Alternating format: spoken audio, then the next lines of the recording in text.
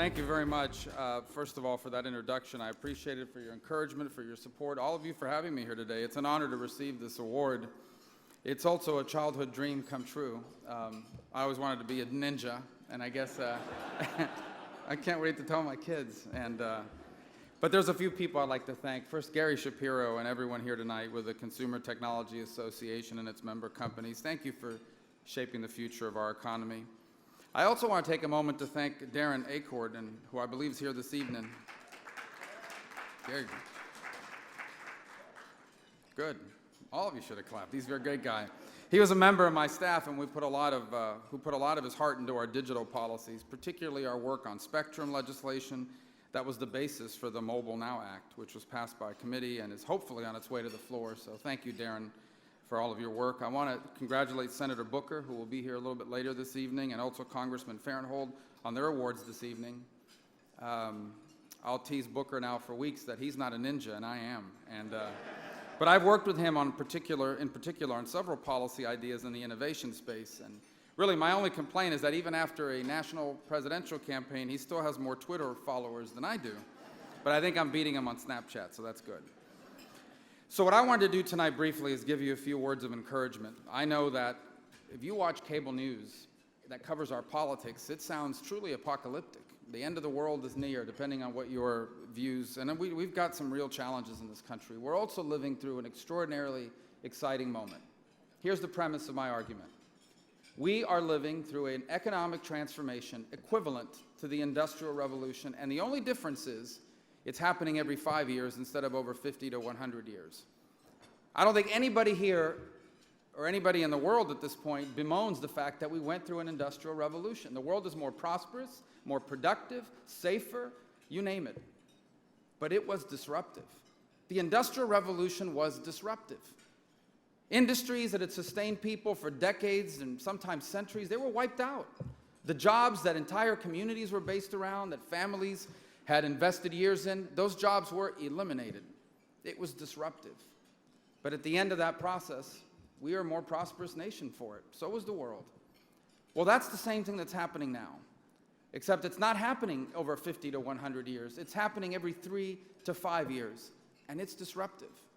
And people are being left behind.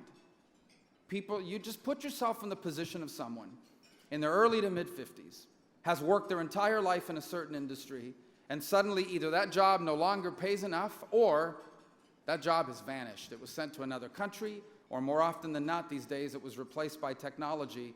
That means we no longer need as many workers. And you can just imagine how people feel about that. And then they look to their political leaders, and no one's talking about it. No one's explaining to them what's happening, except maybe someone is saying, well, that job was sent to another country, or that job is, you're being cheated out of that job. And the result is that people are incredibly anxious, and they don't get answers from their political figures. And all the major institutions in society seem to be failing. And then they look at their own lives, and their kids did everything they were asked to do. They got good grades, they went to school, they got a degree, they graduated with a degree, they even borrowed money to get that degree, and they can't find a job either.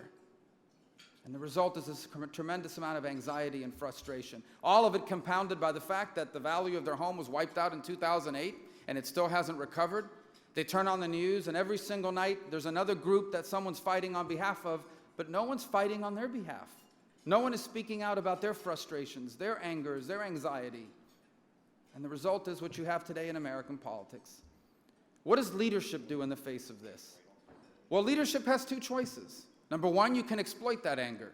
You can jump on it, and you can say, I'm going to turn that into votes and votes into victory. Or number two, you can say, this is a difficult thing we're going through, but I want you to know what we're going to do about it. I want you to know how we can't go back to the past. Yesterday's over. It's gone. It's not coming back. All we can do now is move forward and embrace the future. And we are going to embrace the future in a way that empowers you to succeed. We are going to help you in a time and cost-effective way to acquire the skills you need to benefit from the new economy, to benefit from technology, to benefit from innovation. And that's what this country needs right now desperately. Because I think that at the end of all this innovation, we have a chance to be more prosperous and more productive than we've ever been. The innovation that your industry is leading in, yes, it is going to disrupt the way we used to do things, but it is going to create jobs that do not even have a name yet. It is going to create industries that I cannot yet describe to you. But we need a government that is able to keep pace with that innovation, that creates government policies that allow us to continue to lead the world in innovation. And there is no nation on earth I would trade places with. What people on earth is more creative than Americans? What worker on this planet is more productive? Of all the nations on this planet, there is not a single one that I would trade places with. But we have to embrace this future. We can't fight it, and we can't fear it, and we can't avoid it. Your industry is at the forefront of this. Your industry is going to allow people that have been employees for 40 years to now be self-employed. There was a time in this country where in order to start your own business, you had to be able to afford to rent an office space, advertise in a newspaper and in the yellow pages, hire a big front office. Technology means you can now be in business for yourself, and all you need is access to Wi-Fi. These are extraordinary developments that have equalized and evened out the playing field. But we can only do it if we continue to lead the world in innovation. And that innovation is going to have the opportunity to change every aspect of our lives, from the way we work, to the way we commute, to the way we study. Higher education needs to be infused with innovation. How can we still be teaching people the same things and the same way that we did 55 or 60 years ago? Nothing in this country looks like it did 55 or 60 years ago. Nothing in this country looks the way it did 5 to 6 years ago. And so innovation needs to lead the way there as well. And technology innovation is at the front end of all of this. From better outcomes in medicine, to more transparency in government, to more efficiency to our workers, to more information at the fingertip of every single person. Think back not that long ago, really. I remember I was not a very good student in high school and in middle school, but I was a very curious one. And I always wanted to learn about things. And the only thing that I could do was either read that day's newspaper or go to the school library or the local library and look up something. I'll never forget that my parents, one of the gifts they gave me was the World Book Encyclopedia. I lost the D book, so it was catastrophic on occasion. But it was dated. Think about how different the world is for my kids. My kids can literally learn about anything they want instantaneously. Knowledge once belonged to the people who could afford libraries. Knowledge and information once belonged to the people who could afford to buy books or could afford to go to the place where that information existed. Knowledge is now at the fingertip of every single American, and it's not just at their fingertip, it's on their fingertip in a mobile device where they can read it and access it anywhere. And you tell me that's not going to change the world? You tell me that being able to access real-time weather reports is not going to make agriculture more productive in parts of the world, like in Africa, where for centuries, really, people have suffered? Of course it is. You think it's not going to improve logistics? Of course it is. And it's all going to create jobs.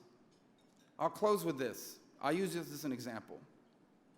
About a year or two ago, I ran into a group of people, and they were talking about it. Basically, I don't know how the topic came up. We were talking about a fast food restaurant.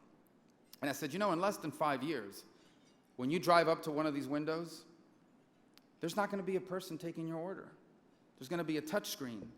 And you're going to be able to place your order at a touch screen and pay from that touch screen.